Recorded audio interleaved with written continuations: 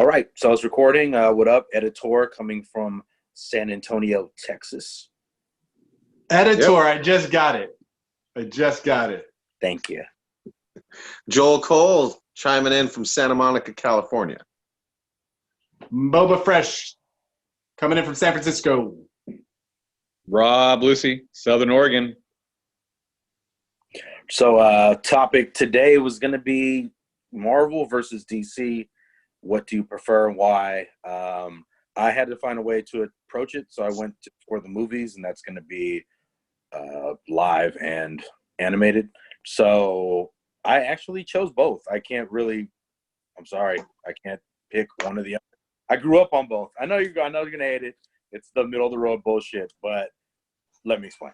So Marvel, you have the movies. Spider-Man sets a tone, right? 2000s forward. X-Men sets a tone, 2000s. And then Avengers is just milestone, right? Great, that's movie. Animated, you got Hulk versus. That shit is classic. And Planet Hulk.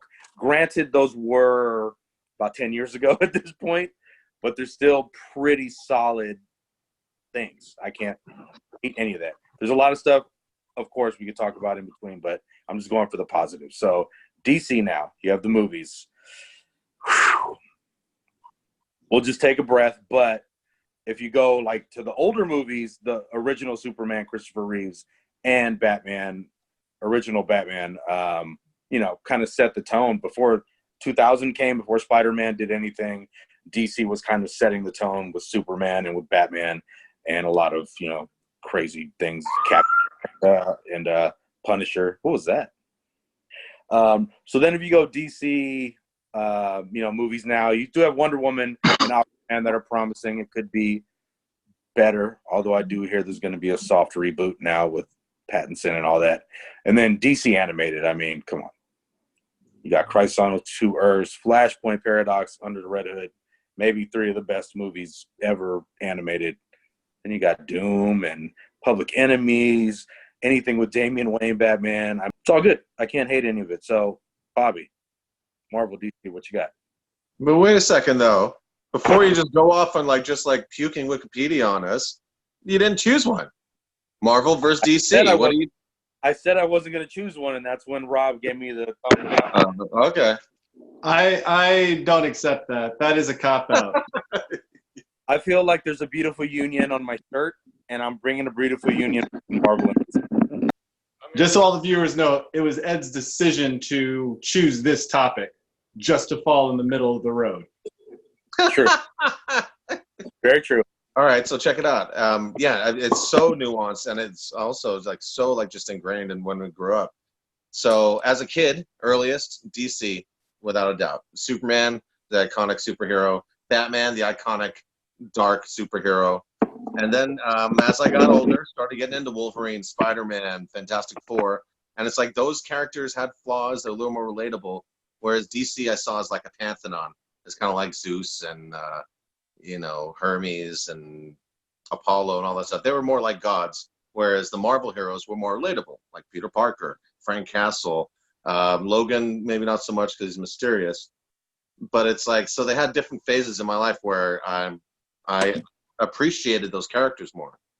And then, you know what then? I mean, me, I've always been a DC guy at heart. So, I mean, I love DC and will pick DC over Marvel. But I will give Marvel kudos on what they've accomplished, which is nothing short of just freaking amazing. Yeah. Strider? I prefer Marvel, hands down. Not to say, like Joel was saying, that DC has its merit, let alone the smaller dark horse, independent comic books that are out there. For me, but it's always been that draw-in for Marvel. Maybe it was just the time period because of the late 80s, the Punisher and whatnot. But certainly X-Men drew me in the most, and it was about their it was about who the people were over who the power sets were. Like Justice League and Avengers, I always felt were just like these overpowered 4-color comic, like the good always wins in the end, and and all that is where I felt that the X-Men had more humane, real losses, like with the Morlocks and whatnot. And I think that the fact that Marvel was set in the real world, West Coast Avengers and Avengers, like when I took my first trip to Manhattan, like I went to like all the places in my Marvel universe atlas, and I was like, all right, this is Nick Fury's secret base, but yes, I think that the fact that Marvel was set in this real world, and then the other thing would be the Marvel Universe books, obviously, but there was always that Marvel Science where they did the cutaways of everything, so you could see like the inside of the Sentinels, you could see the inside of Steve Rogers' flying car or whatever the blueprint might have been for. So I think that again there was this like edge of reality that came in. So I like I said, Marvel over the overpowered DC power sets. All right, Lucy, Marvel, DC, what you got? And I agree with Rob. We grew up on X-Men together for the most part. Some Iron Man in there. I think Marvel has done a better job on social commentary in a lot of ways, or being able to bring social issues to the comic book page and make them accessible to most people. That's one of the things that brought me in, specifically the X-Men. So I definitely lean Marvel. If I only had one to choose from, I would choose Marvel overall. Although some of the greatest stories, Batman, The Dark Knight, The Watchmen, there's been some great stuff to come out of it. But a lot of that comes down to writers. And those writers will go, from one franchise to the other franchise and move around. Currently, there's some positives and negatives to both. I think what Hickman is doing with the House of X and Powers of 10 is absolutely amazing. But it's really a lot of that is piggybacking over, 4 decades of X-Men at this point in time and kind of bringing it all together. Or before we all sign out here, All right. check it out. How if we brought this up, if we were going to bring this up when you told us the subject matter, I was like, you know what? How could we not talk about this? What didn't you guys just love the amalgam line when they did that for a short bit, and they fucking like U.S. soldier, and like it was such just like a fanboy, just like a mashup. You knew it wasn't going to last, but to see Batman, Captain America spar off, to see like Hulk and Superman spar off, and punches him into a mountainside, drops it. I mean, just really great stories.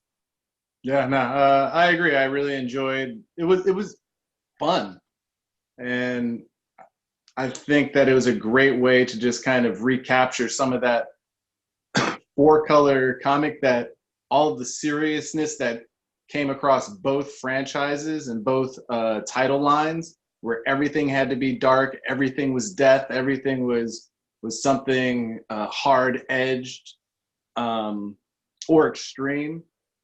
That it was a cool little way to just have fun with comics. Like, and also they addressed those inconsistencies, like, and I forgot which one. I think it was DC's world was a little smaller and had made up places, or maybe it was Marvel's world was a little smaller because it didn't have places like Metropolis, Santa Prisca, stuff like that. And then magic was stronger in the Marvel world. That's why Quicksilver was faster than Flash in that universe, but the Speed Force, that had a lot of like pseudoscience. I thought was very cool. They also mixed Superboy with Spider-Man, and they made Spider-Boy, which I thought was really interesting, when the obvious analog would be, for whatever like I would say Nightwing, like kind of the closest, but except for I guess Nightwing is from the get-go a team player, but the idea of a Dick Grayson Robin to me is more parallel with Peter Parker. Yeah, no, totally. I agree. That makes total sense. Even just in the age. Yeah. Yeah. All right. All right. Sign off then. Editor out. Joel Cole from Santa Monica. All y'all have a great geeking out. Boba Fresh. Peace. Lucy, I'm out. Have a great night, guys.